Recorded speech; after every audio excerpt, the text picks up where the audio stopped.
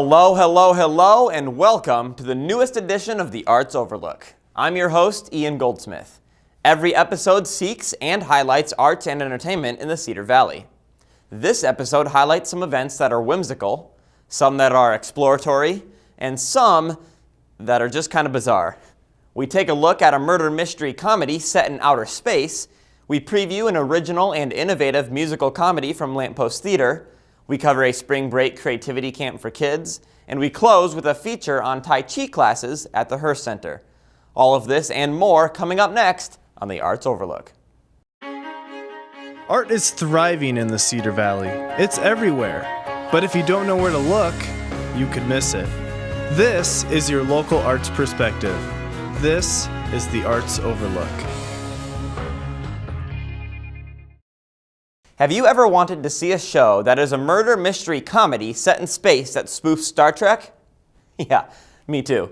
Let's journey to the Cedar Falls Library, the final frontier. The Cedar Falls Public Library recently hosted its annual Murder Mystery Dinner. This is the 6th year in a row that the library has held this tradition that's full of comedy, intrigue, and delight. The production is put on every year by Alpha Psi Omega, the UNI Theater Honor Society.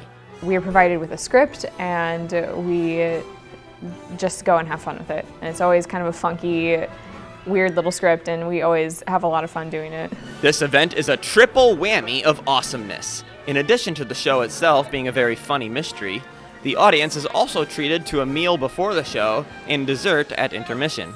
And the best part of all, the entire event is free for the audience. It's a free community event. Nobody has to pay anything.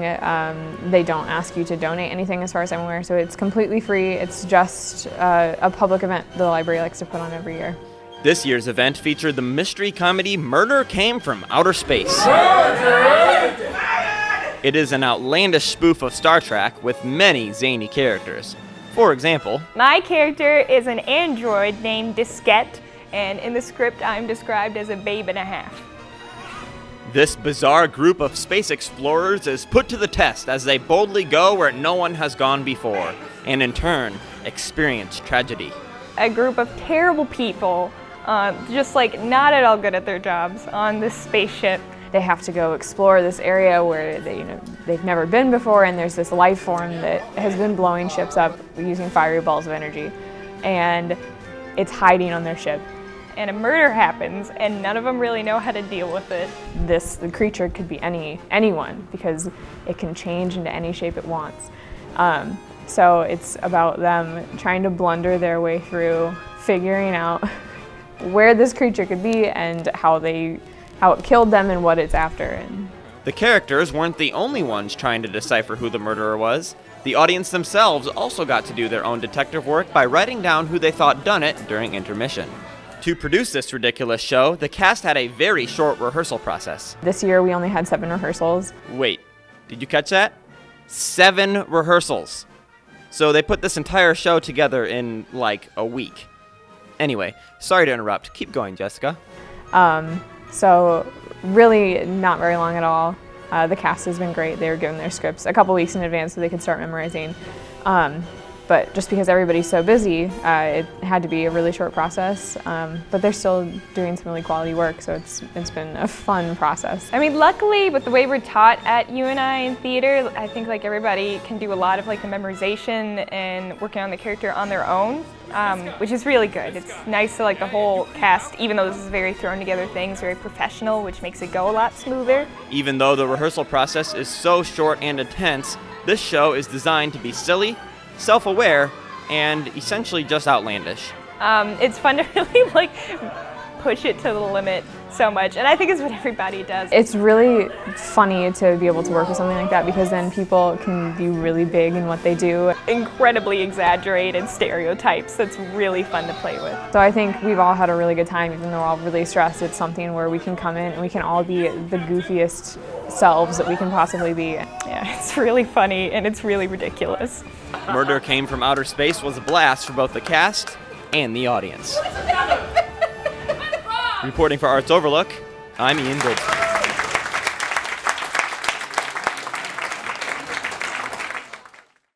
This next theatrical production doesn't have quite as zany of a setting, but it is definitely just as fun. Let's check out the upcoming musical comedy written and produced by Lamppost Theater. The Lamppost Theater Company presents their spring dessert theater production, Modern Anxieties. Modern Anxieties is an original musical comedy that follows a modern everyman through the ups and downs of life in the information age. Through this whimsical tale, we follow his misadventures as he travels in search of some deeper meanings. He goes through a lot of situations we can relate to and laugh at that are just indicative of our modern rat race.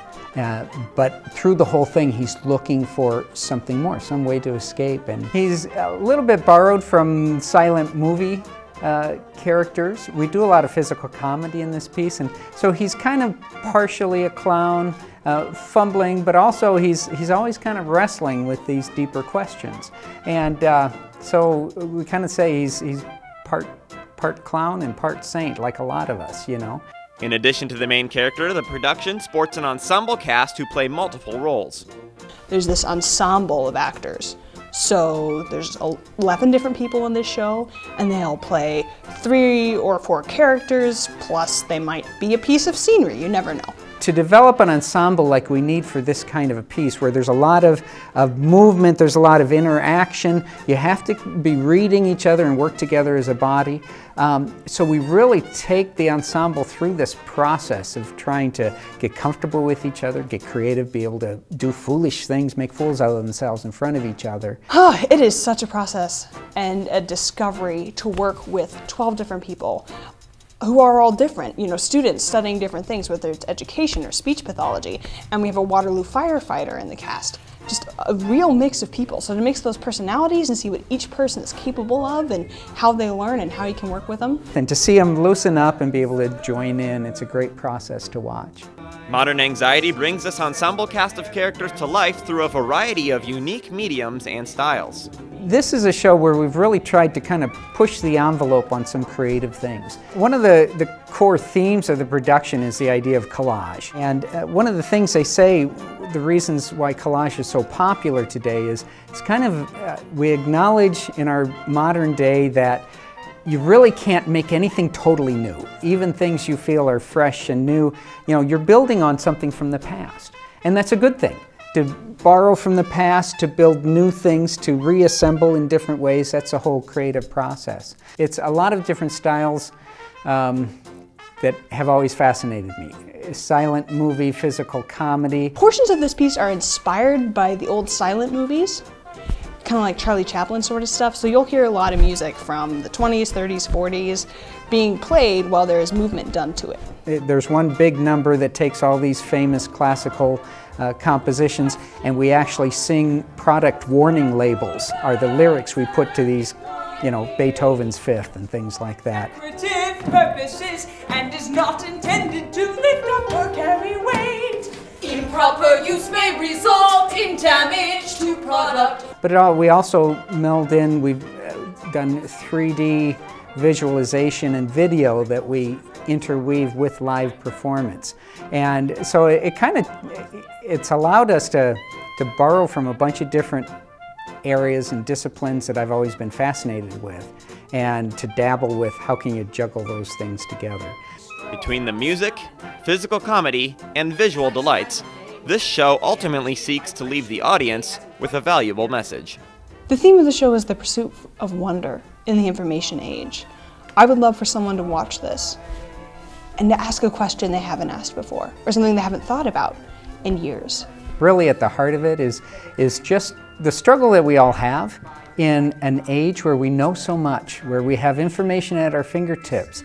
All that information can become just this weight on us that shrinks away our ability to every once in a while pause and wonder at the universe around us and the bigness of things. And maybe realize some of the craziness that we live with all the time, and then look and see something in a fresh way.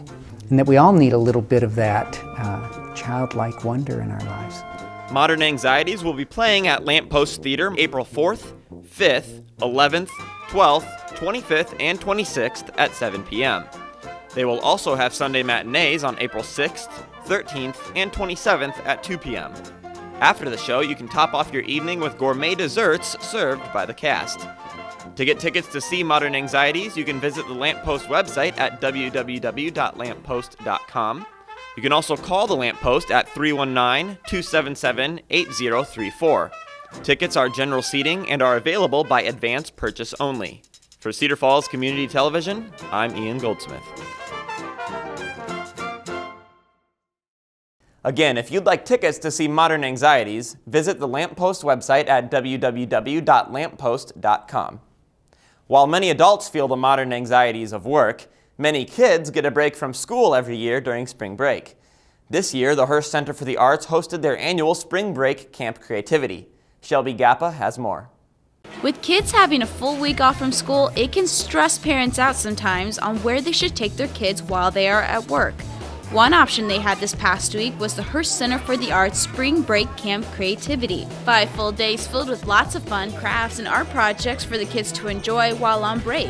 The Hearst Center offers this camp every year. However, this year they had a record-breaking attendance. I'd say that we've doubled our enrollment, which feels great as a teacher. You gotta know we're doing something right. But really, kids, this is a really great outlet for the kids because it's not very strict. They kind of get to lead the lessons. We just provide them with some guidance.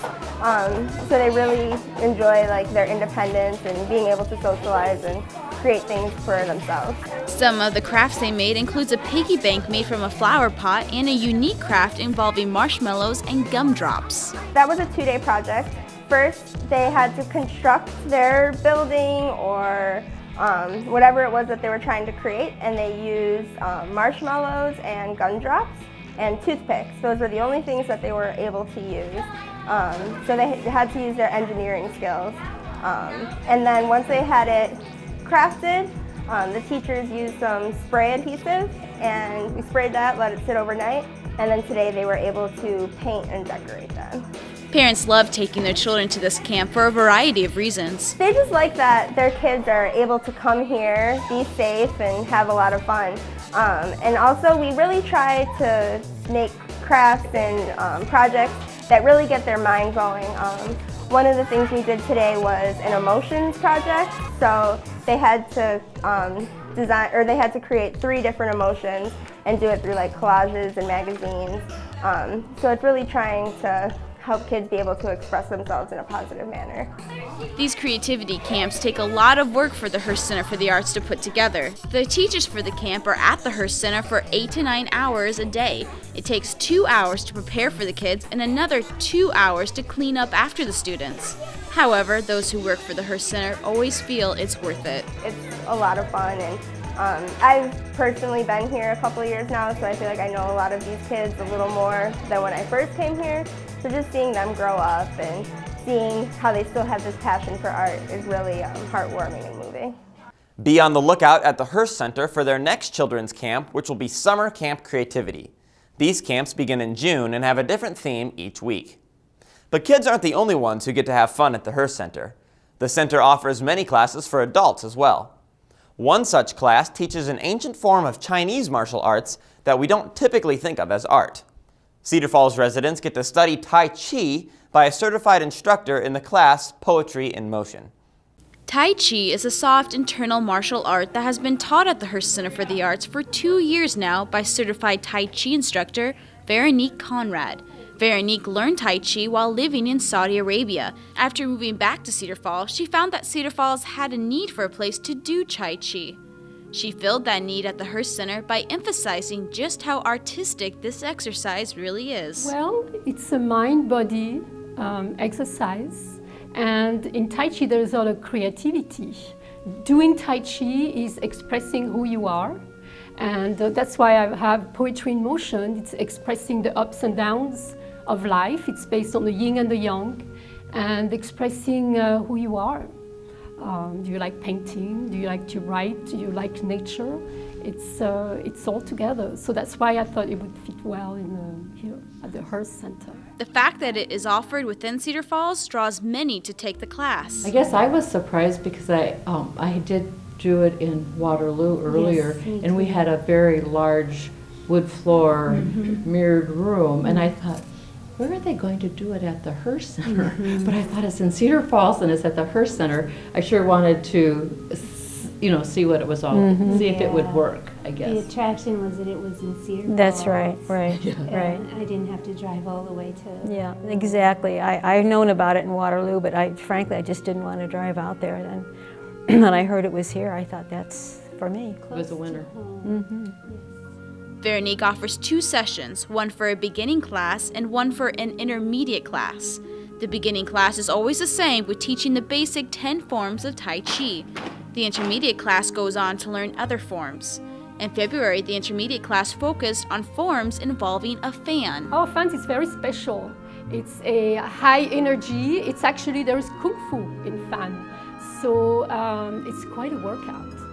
And it's just fun. It's fun. The color red, or the fan, here we have black fans, bring people together. It's actually the Kung Fu fan is special because it has all the different Tai Chi styles, plus some Kung Fu. So it's a very attractive and high energy form. Yeah, and you've seen that opening the fan is just stunning. The first time you hear it is startling. It is. You're not expecting it. Right. Yeah, that sound is amazing. Yeah, it is. It's energy. It's In every class, they begin with a soft warm-up and then go into an instruction of forms. After that, they move on to practicing what they have learned in previous classes and then build onto it. One important thing to remember in Tai Chi is that the students are learning a routine. All the moves they learn build onto one another.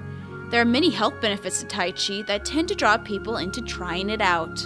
If they're interested in doing Tai Chi, I say give it a try. When I first started doing Tai Chi, I didn't really like it. I don't know why. There's a lot of coordination, and it was challenging. It looked easy, and I thought, I should pick it up quickly. I didn't at the beginning. But I was starting to feel so much more relaxed, and I just loved it. I wasn't sure why, but I stick to it, because really for the benefits, the health benefits, more balance, just feeling more relaxed. Doing Tai Chi, you have to listen to your body.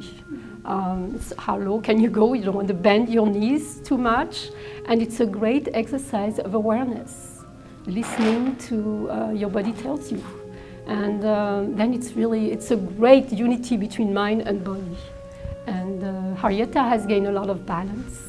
And she told you. The students love the sense of camaraderie they feel in the class between each other and the teaching style of Veronique. Many who take the classes wish to continue it in the future. Definitely continue, and I just want to get better at it. Yeah, I think we all do. I think we're committed because we enjoy it, and we can all feel the benefits that it's giving to us, both health-wise and other ways. And I think we're committed to sticking with. As long as Veronique will have us, we're sticking with it. It's just a fabulous exercise. Yeah, it is. It is. Yeah. Thanks, Shelby. To sign up for future sessions of Tai Chi Poetry in Motion, you can stop by the Hearst Center or call 319-273-8641.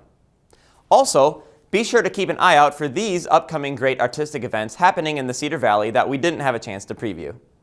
Every Tuesday in the month of April, head down to the Hearst Center for the Arts for the Film Colossus series. This series is a collaboration between the Hearst Center and film enthusiasts Travis Bean and Chris Lambert. Every Tuesday starting at 6 p.m., the Film Colossus duo will show a full motion picture. At the conclusion of the film, Travis and Chris will then lead the group in a discussion about the underlying meanings portrayed in these confusing mainstream films. Upcoming films to be shown are The Shining on April 8th, Fight Club on April 15th, No Country for Old Men on April 22nd, and Another Earth on April 29th. Admission is free and open to the public. More information is available on the Hearst Center website at www.hearstartscenter.com or by calling the Hearst Center at 319-273-8641. You can also visit the Film Colossus website at www.filmcolossus.com. Theater U&I presents their 4th and final main stage show of the season, August, Osage County. When the Weston family patriarch vanishes one hot summer night, his acid-tongued, pill-popping wife summons her grown daughters and their families to their Oklahoma homestead. Dinner is served, lies are told, and long-held family secrets are unflinchingly revealed. This comedic tragedy exposes the emotional destruction that can rip through generations if nothing stops its path.